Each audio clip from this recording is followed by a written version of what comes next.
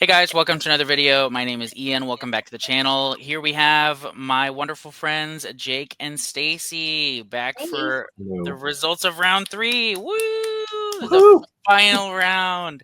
It's over. Maybe we'll do this again someday, but let's give it a year. 2026 maybe. Yeah, I'm super excited, you guys. I did it. We've finished all the books. We have a winner. No need for a tiebreaker this round, like we had in the mystery thriller. It was actually pretty close. I thought about I had to make myself be a little bit more critical this time because I was like, I can't have the same ratings and ask for another book from each of them because I don't have time this year to read 2 more fantasy books. So I was like, all right, we gotta get down to it. So yeah, but how are we feeling? How are we feeling? Good. I don't know who won, but I'm happy that you read our books regardless, and it'll be fun to delve more into your fantasy taste because I feel like I have an idea of your taste with other genres, but fantasy maybe less so. Mm-hmm. Yeah. I mean, that's accurate. Yeah, because I feel like a lot of the books we talk about and or read together on Discord are like mystery thrillers or like horror or Stephen King or what have you. And while I read a lot of fantasy and you guys read a lot of fantasy, I haven't yet participated in any of the fantasy series read-alongs on the Discord. But I will be. I'm planning on doing Lies of La Clamora and obviously Dungeon Crawler Carl. And I'm interested in the other one. I know literally nothing about it, but the duology, we'll see. So I've been told it's described as pulpy dark fantasy. I like pulpy, and Yeah. I've been known to like dark fantasy at times too. So interesting. Okay, cool. Well, before we get started, I first wanted to say thank you guys so much for doing this with me. I know it was a time commitment, if nothing else. Yeah, much appreciated you guys putting thought into picking up books for me. I really enjoyed a lot of books that I read on this journey. Not all of them, but that's inevitable. So, Most of them. most of them, yes, most of them. And the ones I didn't, I can at least say I enjoyed part of it, and or I'm glad to have read some things by those authors. So, except for Firestarter, that one's just Yeah, I figured that was a dig yeah, at me. you're waiting for it. Yeah. Before we jump in, I am curious. So on 2 things. One, I tried as hard as possible to keep all of my thoughts as vague as possible when talking to you guys about these and doing my weekly updates. But there was the instance of me continuing one of the trilogies and completing it. So any guesses on that? Which one it was? Sleeping I'm Giants. pretty sure it's Sleeping Giants. Oh yeah, why do you guys think that? Because you recommended in your audiobook favorites Waking God, I think. Oh, did I say Waking God? Oh no! Whoops! That is dumb. I was also just thinking like which other ones it could be, and I figured it. I don't know. I just had the feeling. That's the bingey one. But also, you said your wife wanted to read it, and I was like, of these, the most likely that your wife probably also wants to read is either going to be Boneshard or Sleeping Giants. I didn't think it would be Prince of Thorns. Yeah, I knew she wouldn't probably be right. So Prince of Thorns is a very niche taste, I feel like, kind of book. Yeah. So yeah. Well, you got me. It was that one, but we'll see what my rating was. Shoot, I knew it was inevitable. I was like, I'm talking about this book too many times in too many and I tried to keep it as vague as possible in the audiobook one, like not say if I enjoyed it or not, but just say that the audio production is good. But dadgummit. Oh well. I'm not mad because I was hoping that book 3 would kind of bring your enjoyment of the series down a bit. That's fair because I did read the whole trilogy, so we'll talk about that in a minute, though. Follow-up question. Which book do you guys think is my favorite from you, and which one do you think is my least favorite? Because even regardless of like the trilogy thing, I still hadn't read one of Jake's picks, and I still hadn't read 2 of yours, Stacey. So, what do you guys think are my favorites from yours and my least favorites? My guess is that your favorite of mine is Bloodsong, just because that seems to be a popular favorite among many people with different reading tastes. And my guess as to your least favorite is probably the Mark Lawrence, just because it is niche and it's different. But we'll see. Okay. Jake, what do you think? Maybe Sleeping Giants, just because you read the whole trilogy. But yeah, I don't know. But maybe least favorite. I'm thinking Murakami, just because that's more of a risky pick. But yeah, I really don't know. Okay. All right. Well, we shall soon see. So let's go ahead and without any further ado, we will jump right into it. So yes. No clap. What are you doing? For real, for real. Okay, so we're gonna go ahead and start with. We're gonna mix up the orders a little bit just to keep the suspense going. I want to kind of keep the books that I felt. So each of your books kind of in some ways I had similar experiences with, like comparable to each other. So we're Okay. going to kind of divide it that way because ultimately I will say it was very close. It came down to I think a 0.5 star difference Ooh, on man. one book. So Okay. yes. Okay, so we're going to go ahead and start off with, I guess we'll go ahead and start with Sleeping Giants, since you know that I at the very least enjoyed it enough to read it, the whole trilogy. So I knew very little about Sleeping Giants going into this book, which, as we learned in the last round, is sometimes risky. Because when I did that with Mr. Splitfoot, I didn't really enjoy it as much as I could have because I needed that context. I do think that this book did a really good job of helping me get acquainted with what was going on very quickly.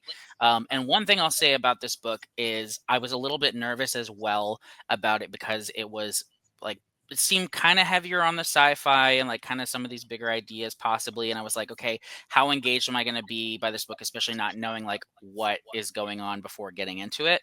But what I'll say is the way the story is told, like it's very dialogue heavy, because it's so many like interviews and recorded conversations and things like that. And so this was one of the most easy to get into sci-fi books I've ever read, I think. It was very quickly like immersive. And part of that is of course attributed to the audiobook production, like the way that they had the full cast. That was the other thing I was worried about because typically I'm nervous around full cast audiobooks because sometimes because I listened to it at a higher speed, it kind of takes me out of the experience. That was not the case here. Totally worked. I loved it in that regard. Like I felt like it was exactly the way to experience it. I wouldn't want to physically read it because it wouldn't be the same experience.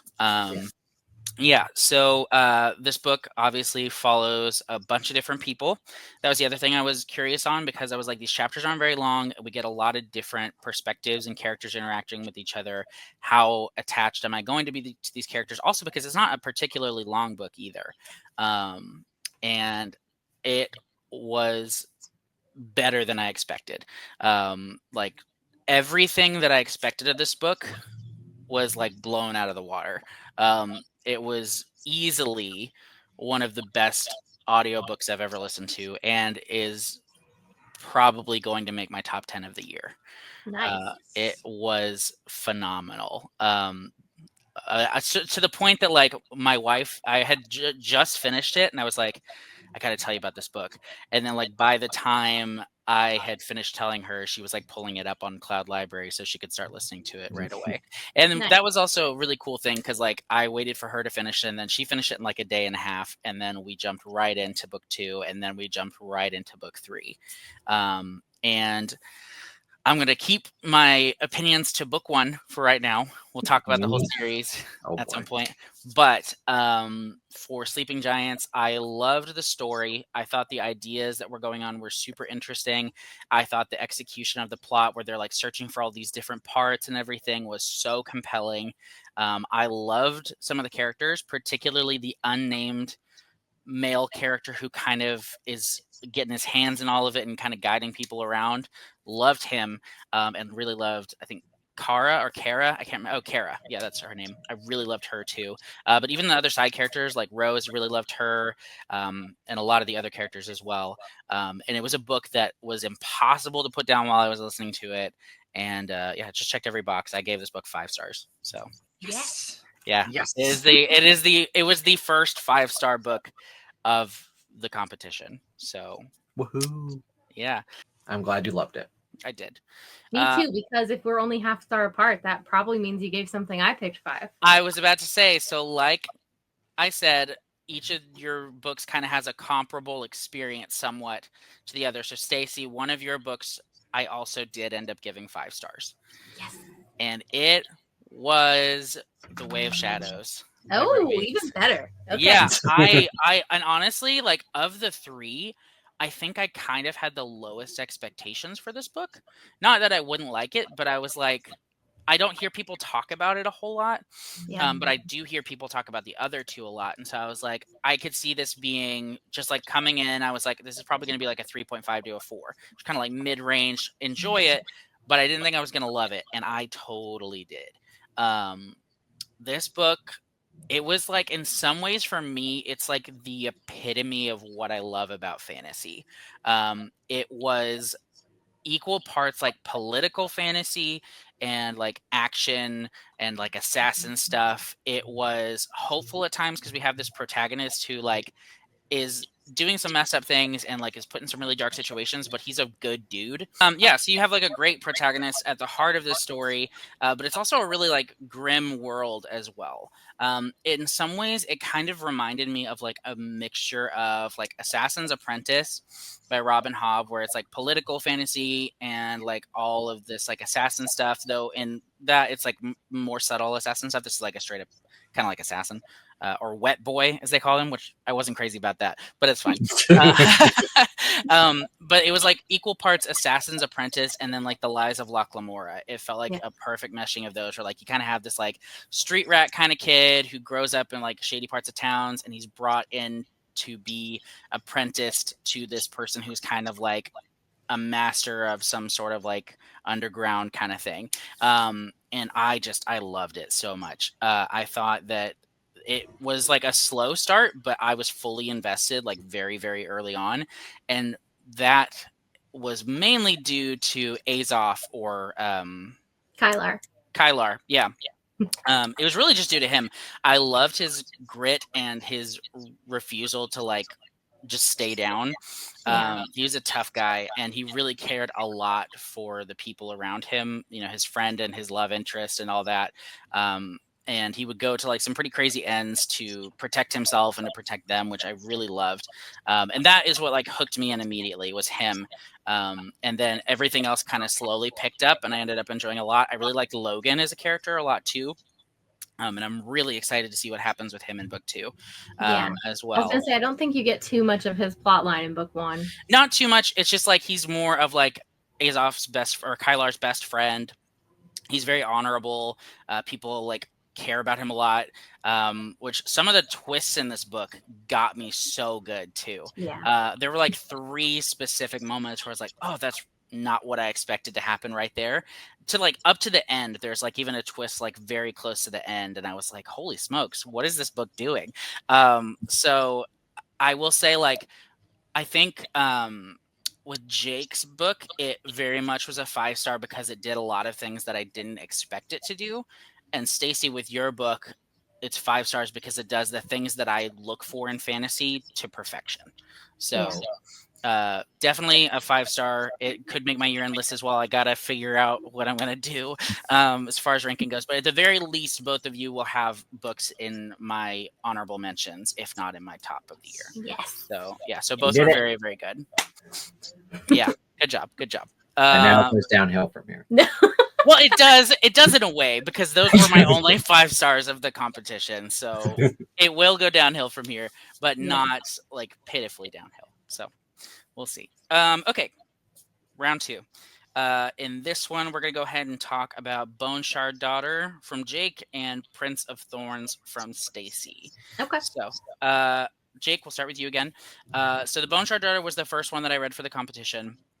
And I really didn't know very much about it going in either. I kind of knew, but I went in partly blind, other than like kind of the circumstances, but I didn't know like what people thought about it very much. I'd seen it around, but I knew that like the books later on weren't as beloved. So I was hoping that it would be a really, really good experience. And in some ways it was, and in some ways it didn't quite meet my expectations. So the things this book excelled at were the world. I thought the world was super cool, like the little like bone creatures and everything. Because like I read it when I did because it fulfilled the animal companion prompt, and I had no idea that when I was signing on for an animal companion, it was like weird magical bone beings. So I really, really liked that a lot. I thought that was super cool. The more of that I got, the more happy I was. And there was a certain level of I guess, like suspense involved with the main female character story just because of those creatures, and like some of them were like kind of on her side, others weren't, things like that. I really enjoyed that a lot. It's been like 2 months now since I read this book, so all of the names have fled my mind. That's fine. Yeah. Where this book let me down was the pacing a bit. So particularly with the different storylines. So the male character, the male main POV, Joe his Bessie. storyline I really liked quite a bit actually. I thought his was more compelling, and I liked that he was kind of more like on the ground level, which typically in my fantasy, like that's kind of the stuff I enjoy. And with the female who's like in the palace or whatever, I enjoyed hers, but I felt like in some ways she just didn't really have a lot of a plot. It was mainly like she's kind of just like chilling there. She has certain things she wants to do. She's worried about like her dad being evil, I think, or like not a good dude. And she just kind of like has this urge to like stop him, but like she doesn't really have a lot to do in this story, I felt like. So her storyline let me down a bit while his excelled. And I think there was one more POV as well. Yeah. Yeah. Yeah. Clearly it's been, I've read Wind and Truth since then. But that also like does speak to like where this book's strengths lie. Like I very vividly remember scenes of like the world building and the magic. The characters and the plot were less memorable to me. And so ultimately, like after reading it, I was like, that was pretty good. Considering the fact that that's considered the best of the series, I don't think I'm going to continue, because if I like this one like pretty well, then I don't anticipate myself like loving books 2 and 3. So for this one, I ultimately settled on a 3.5 star, which is good. Could be worse. Could be worse. All right, Prince of Thorns. This one is interesting. So we have, we have main character Jorg or Jorg. I've heard it both ways. Who's just a piece of crap. He is ruthless, violent, unpredictable, and very, very compelling. I will say every time he was on the page, I was like, what's this guy gonna do? So I really liked that a lot, and I liked how focused this story was on him specifically. It very much is like a character study, and I feel like in some ways this book was kind of like more explanation for like why he is the way he is, and set up for where the story is going, rather than like this is the main event kind of thing, you know? And so that worked in some ways because I really did love the focus we have on his character. But in other ways it didn't, because the plot itself was not like super compelling beyond like what is he gonna do. And fair. Yeah, so I really liked him a lot as a character.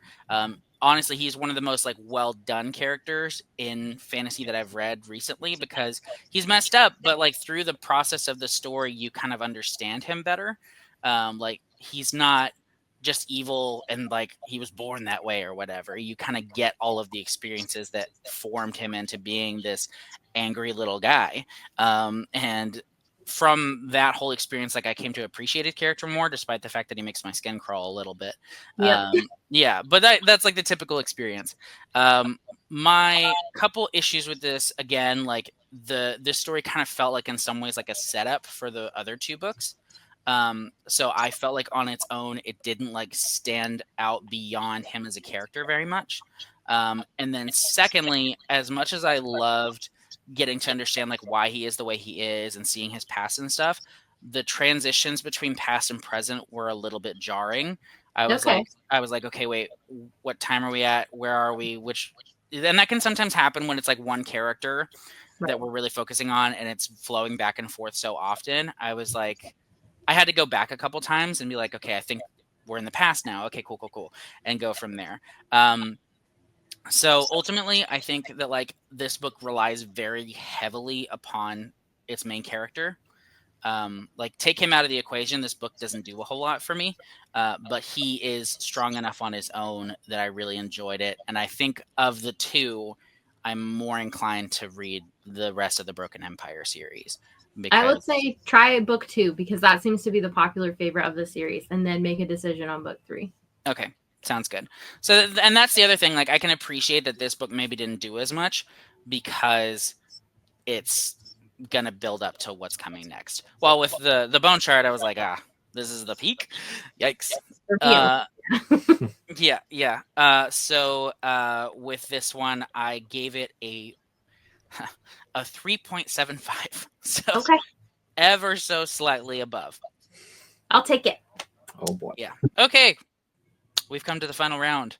For those keeping track at home, Stacey is currently 0.25 ahead of Jake due to that last round. So, yeah, our final books are Hard Boiled Wonderland by Haruki Murakami and Blood Song by Anthony Ryan, which, interestingly enough, Hard Boiled Wonderland is the book that Jake feels the least confident in, and Blood Song is the one that Stacey feels the most confident in. So, yeah, we'll Great. see how that we're really setting the stage here, aren't we? So, yeah, okay. Where to start? Let's start with Jake again. Yeah. So, all right, Hard Boiled Wonderland and The End of the World by Haruki Murakami. So this is a book that I had to restart a couple times. And I actually I went and I watched a couple video reviews for it before like finally getting into it, because it just kind of throws you in.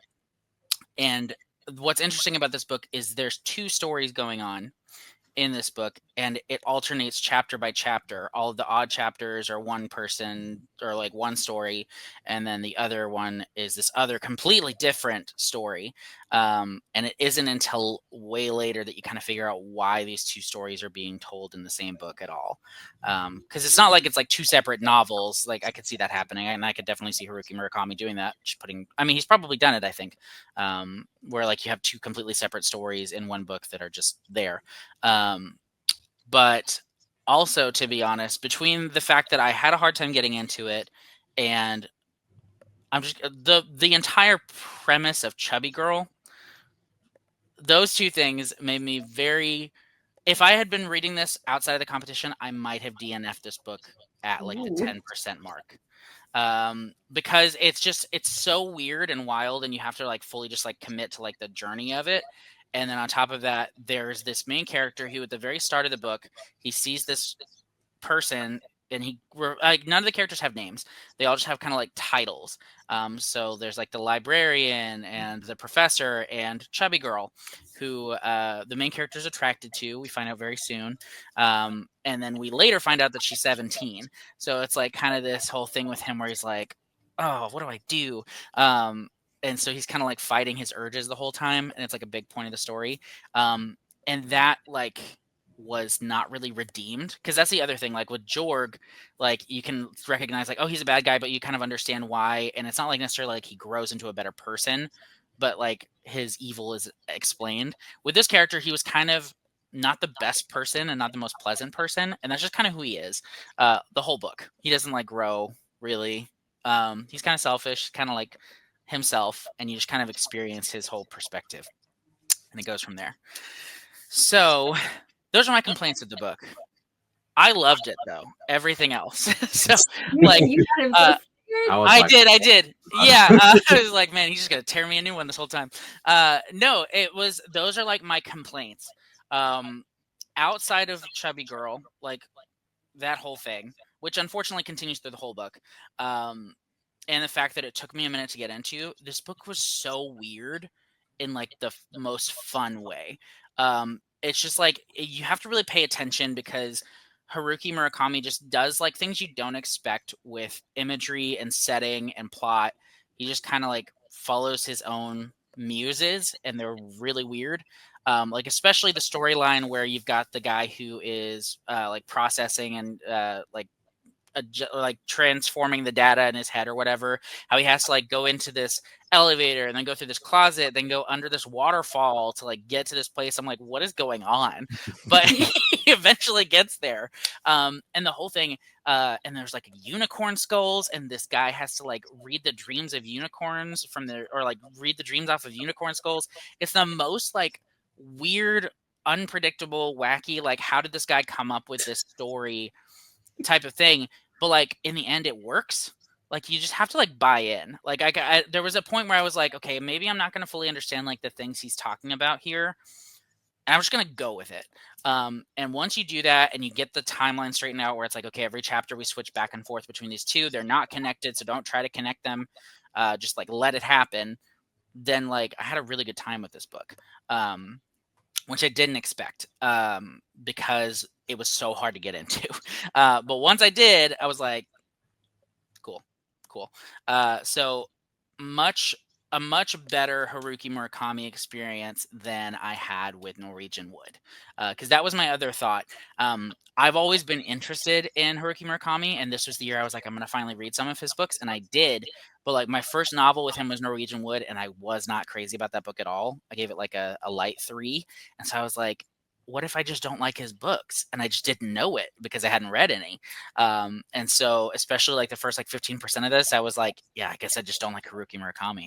And then I did. So we did it. To be fair, Norwegian Wood was probably not the best place to start with him because it's such a departure from what he normally writes. Right. Well, I thought like because of that, it might be like an interesting starting point because I guess I would ease into like his weirdness, but it was like weird for different reasons than this book, and much a less enjoyable weird. So, and a less interesting weird. This book was always interesting. Like I'll say that about it. It was always interesting. I have the same complaint as a lot of people that I'm really not crazy about the way that he writes women, not just Chubby Girl, but other ones as well. Not the biggest fan of that. And so I will say like my original rating for this book was a 4.5. After thinking about the character and description of and the whole thing with Chubby Girl and everything else, I ultimately decided to settle on a 4-star for Hardboiled Wonderland. So fair enough. Yeah, I mean, how can you give a book you almost DNF 4.5 too, right? Oh, think before you speak, Stacey. So, okay. No, it's fine. Yeah. So I was just thinking, like for me, that would be unheard of. Right. There's redemption stories. I mean, I think there's some books like that you just have to like get into it because like I kind of had a similar experience with Piranesi at first when I read that book. It's just so weird that at first you're like, maybe I'm just not into this book, or maybe it's not the right time. And I mean, even The Lies of Locke Lamora, I DNF'd that the first time, and that's one of my favorite books of all time now. I did too. It's true. Yeah, I think that might be the exception. The one exception. The one exception. Yes, perhaps. Okay, so final book, Blood Song by Anthony Ryan. So this one was interesting as well. I think, Stacey, of your 3 books, I had the highest expectations for this one. Kind of for the reasons you said, like typically people love this book. Like if you look up just like Blood Song review on YouTube, almost every single one is like 5 stars or like new favorite or what have you. I was also a little bit nervous about it though, because it's a series, but the first book is like known to be like the best of the 3. I haven't read the sequels yet, so I don't even know. I mean, just looking at Goodreads, everyone's like, what the heck happened here? Like, gotcha. So, okay, but this book. So in this one, we have a character who at the beginning is like introduced as being this like really notorious guy. He's called like the Hope Killer or whatever. And we then get his backstory as written down by somebody who just does not like him at all. And so that was kind of an interesting thing, how it's kind of a twist on The Name of the Wind in some ways, because in The Name of the Wind, it's like Kavoth sitting down and being like, yeah, I'm the coolest guy ever, and like telling a story to people who like really want to hear his story. And this is kind of the opposite, where it's like, you're not super liked by this person, but they're going to take down your story as an archivist or whatever it was that he was. And so the setup for this also is very focused, kind of similar to that, and kind of similar to Prince of Thorns as well, where it's like very much like this one character that you get, because it's his history, it's his experience being in the Sixth Order. That's what it is. Yeah. And this was interesting because it was also like it was a kind of like a magic school sort of, but not really magic. It was more like a military academy type thing. And I definitely like was very curious to see like what that whole experience would be like, because he's not in a good spot necessarily at the start. Like he's abandoned by his dad, his mom is gone, and it's just like, oh, this poor chap. You know what's going to happen with him. And I had such a weird experience with this book Okay. because it often you're getting nervous. It No, often I think I know. well, maybe you do. I don't know. It often fluctuated between like I really like and care about this guy, the main character, and like he's the most bland Gary Stu kind of character Okay. in the world. It's like he's like an underdog sort of, but like the whole time they're like, oh my gosh, he's so good at everything, and like he's so noble and so amazing. And so I was like, I don't know how I feel about you. And then you kind of also have like this brotherhood of characters that like is kind of trying to be built up throughout the story of like, okay, it's him and then it's the other guy he's serving with and protecting and trying to lead ultimately. And so like I'm a really big fan of like brotherhood in books and like found family and like those bonds and everything that come together through like hard experiences and things like that. And so that's like what I was looking for in this book, and it just didn't quite hit the mark. Like Okay. I like the main character at times, but then at other times I was like, he's just kind of like a Gary Stew. And then at other times, like with his brothers, I was like, yeah, just lead them and like have this camaraderie with them. And I don't know if it was like the harsh setting or what it was, but like I didn't feel the connection between him and his comrades as much. And I was like, really like ultimately like the other characters, bad things would occasionally happen, and then I'd be like, there goes another one, you know. So like I was like, And what's interesting about this book also is like a lot happens, but it's also like kind of slow at the same time. Like it's weird, like how and they're two very opposite things usually you would describe in a book. It's like, oh, so much happens, but then like as it was happening, I was like, this is a really slow book at the same time. Slow paced for sure. Yeah, so it's like very confusing in that way. And additionally, one of the things that I was really, really interested in this book was the magic system, but we don't really get a lot of it. Yeah, I think that's more book 2, from what I know. Okay. Yeah, so we didn't get a whole lot of the magic system. It was kind of slow, and I liked some of the characters, wasn't crazy about some of the other characters. This book, I think, suffered from my expectations of it. Okay. Because the hype is real. For Jake's raising his eyebrows, getting a little excited over there. He also didn't love Bloodsong. He's like the only one I know. Really? I gave it 3 stars. Yeah. Okay. Interesting. So yeah, with all those things combined, it's interesting what you said, Stacey, because I also thought to myself while reading this book, if I was reading this on my own, I would probably have DNF'd it by now. Oh wow. So, okay. Yeah. So, it was very, very mixed bag. Like of the, and it's interesting because of all of the books I read for this round, I have the hardest time pinning down all of the reasons why it was what it was for me. Right. It's like a lot of these things on paper like should have worked. And sometimes it did, and sometimes it different. And like it's weird because like sometimes I'll have this complaint, and then at other moments I'm like, oh no, it's all good. And I like the book constantly was dragging me back and forth on how I felt about it. Okay. Which is very interesting. It's funny because a lot of the reasons you highlighted that like it should work for you on paper, like that's kind of what I was thinking when I was picking it. I was like, okay, I know he likes Loch Lamora. So I know he's probably okay with like slow pacing. He enjoys a good brotherhood. The magic doesn't have to necessarily be very prevalent in book 1. You know, all those things are things that I was thinking. Yeah. And I think like if it had really excelled for me on one front, it would be different. But like as it was slow, I was like, okay, if I really cared about the characters right now, I'd be totally fine. Because like looking at The Way of Shadows, it was slow at the beginning, but I immediately liked Azoth and the other characters, so I was like, I'm in for this. But with this one, it was also like where the slow parts happened was kind of the middle. And when a book is really slow in the middle, that's typically when I struggle with it. Okay. Like slow beginnings, I'm okay with because I'm like, that's the setup, that's the point. When it's slow in the middle, that's the time where like I historically have a hard time getting past the halfway point with books, because if it's not picking up there, then I have a hard time getting myself to finish it. And that's the other thing, like some of the things you were saying also I think Lies of Locke Lamora is more of an exception with the pacing than it is the rule with fantasy specifically. For other books and other genres, I'm usually fine with it. I say that though. Again, like I have such a weird experience with this book. I liked some things. Sorry. Yeah.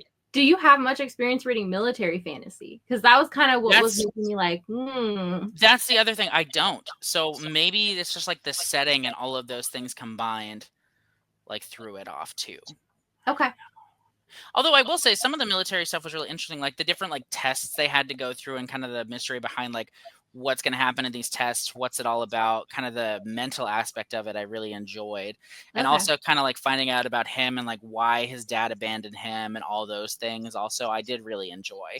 So maybe it's a timing thing too. Maybe it was I should have read it at a different time. I could see that as well. I could see that.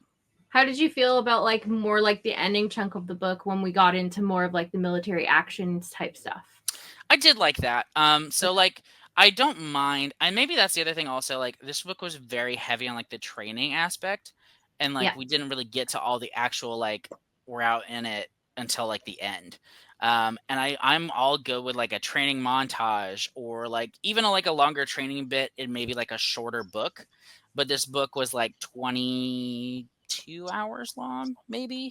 And so having like such a big chunk, especially like in the middle, be like in this one area, things are, it was just a little bit of a weird mix for me. So ultimately, Blood Song, I ended up giving a 3-star. Oh, okay. That means you won. That means Jake won. Yes. Yes. Congrats, dear. Thank you. Yeah, it was so close. It was so close. And honestly, like, Stacey, I'm sorry. I didn't think it was going to be so close because Jake had Sleeping Giants kind of early on. And it was my first 5-star. I was like, how's she going to come back from this? I was like, what's going to happen? And then the last book you read was and Way then the of Way of Shadows came in and I was like, dang, that was good. Like, and it ultimately, like, what it actually really came down to was Hard-Boiled Wonderland. That was like the make it or break it moment. If I had rated Hard-Boiled Wonderland even like a 1/2-star lower, I think Jake would have lost. I can't remember. I didn't do the actual averages. I just know it came down to you both had a 3.5 Stacey, you had a 3.75 versus his 3.5. So it actually came down to 0.25 stars, I think. Yeah. Oof, that's close. And then Hard-Boiled Wonderland was a 4. Oh no, I don't know. Hang on. I gotta math. Yeah, I didn't do the math. I just knew that I was like 0.25 ahead, and then you said you gave Hard-Boiled 4 and you gave mine 3. So I was like, oh, okay, so he won. Yeah. So let's see. I gave you a 3.75. 1/2 No, 7.75. Let's see. So I gave 3.75 to Prince of Thorns, 5 to Way of Shadows, and 3 to Blood Song, which ultimately resulted in a 3.91. And then I gave a 4 to Haruki Murakami, 5 to Sleeping Giants, and a 3.5 to that other one, which got a 4.16. So it came down to like 3/4 of a star. Yeah. So, well, no, it was like 3.91 versus 4.16. So it was like 0.25, basically. Okay. It was pretty close. It was very close. Average. I was thinking like some. Oh, yeah. If we're looking at the same totals, then yeah, that makes sense. Yeah, 0.75. Yeah. It was close. It was very close. So that's it, though. That's the end of the game. Jake won 2 rounds. Stacey won 1 round. But I will say, like, it was always close. Like, I don't think this definitively says like Jake's taste and my taste more align. You know what we should do is you should do a cumulative thing of all the rounds. That I will do. I will put the final overall winner here just to see. I mean, Jake won this round, which means, he ultimately won. But just for our satisfaction, I will put on the screen on this video after editing. Want to be a tie? Scores. If it is, maybe I'll have you guys back in like February for like a 1 book show down or something. It's just There's never no ending. way. There's no way. Yeah, that's actually the secret is we're never gonna finish. It's okay. We can say that Jake won. And it's funny, like going into this whole experience, even before round one, I was like, "You're gonna win this. You have more similar taste to Ian than I do." It was so close, It was so though. close. Like, Yeah, it I'm really surprised. was. I'm Yeah, surprised. and I think any like if you switched out one book on any of the rounds, it could have like changed the whole thing. Like it wasn't like one of you definitively like crushed the other. It was a coin toss basically. So, and that's the other thing. Like it's so subjective, especially with like fantasy. Like the timing of like when I read it. Sometimes I'm like not in the mood for fantasy. Sometimes I'm absolutely in the mood for fantasy. Although I will say like. No, actually, all of Stacey, all of yours were fantasy, and then Jake, you had kind of one of everything. Yeah. So Yeah, I had a sci-fi, a fantasy, and then And a kind of like magical more like realism. a literary fantasy. which may have been your edge, also because I mean, that was my plan because I knew Stacey was probably going to go for a lot of fantasy, so I tried to be a little bit more diverse with my picks. That's fair. That's fair. I kind of leaned into the end of round two where like your favorite ended up being the books that we disagreed on. And so I was like, okay, what fantasy series do I A, love the first book in the most, and B, have very different takes to Jake on? That's fair. Yeah. I mean, I see the strategies both of you used, and it's hard to say, like, again, like if it was timing or if it was not. That's the downside of me having no self-control and having to sprint through these, though. But honestly, the reason that happened this time is because I knew that Sleeping Giants had a chance of making it to my year-end list. Right. And I was like, if I don't want to spoil this, I have to finish all these before the end of December. Yeah. So... But again, like you both had really good picks. The Way of Shadows is really, really, really good too. Yeah, but that's it. That is the final round. Jake won round 3, and good job, guys. Real quick, I kind of want to look over and see like what all of my favorite books were from the competition. Okay. So I gotta scroll to the bottom of my Goodreads, make like a sort of top 10 because I read 30 books. Was it 30? Oh, no, it wasn't. So maybe it was 20. It was 20. So 6 from round 1, 8 from round 2. That's 14, and then 6 from this one. 30. Wow. No thanks. 20. Okay, round 1, we had Ogres. Well, it wasn't Firestarter. It was not. Yeah. Okay, so I'm going to go Ogres is one of them. I'm Not a Serial Killer is definitely one of my favorites. I'll go 7 Husbands of Evelyn Hugo, despite my qualms with it. What am I missing? It wasn't Firestarter, that's for sure. Oh, Passengers. Passengers was great. So those 4 from round 1. So round 1 was very strong because I really loved all 4 of those. Not Escape, not Mr. Splitfoot. Not The Last Word. Confessions, yes. I'll even go like What Have You Done? Because I really did enjoy a lot of that book. Just the ending. Yeah, right. Just Like Home, The Whisper Man, and then I'll go. Actually, I take that back. I'm taking What Have You Done off because I got to put on Hardboiled Wonderland. That's that weird one. It's between those 2, and then of course my 5-star Sleeping Giants and Night Angel. The Way of Shadows. So really good though, guys. I read so many books recommended by you guys, and I loved a lot of them. So thank you guys again so much for doing this. We finally got some 5 stars in there. Yeah, I was wondering if it would happen because like if I was just reading these on my own, I probably wouldn't have been so critical. But because it was the game, I had to be super picky. So the fact that you gave some 5 stars out, even though you had to do that, is like I did. Yeah, those 2 are full-on recommendations from me at this point. So yeah. Good stuff. Nice. Alrighty, guys. Well, thank you all so much for watching. Go subscribe to Jake the Bookish Drummer and Stacey the Chapter Conundrum if you somehow haven't already, considering they're on my channel like every other week. Yeah, thanks for watching. Hope you are interested in any of these books. I recommend a lot of them. So, yeah, we'll see you in the next video. Bye. Bye. Bye.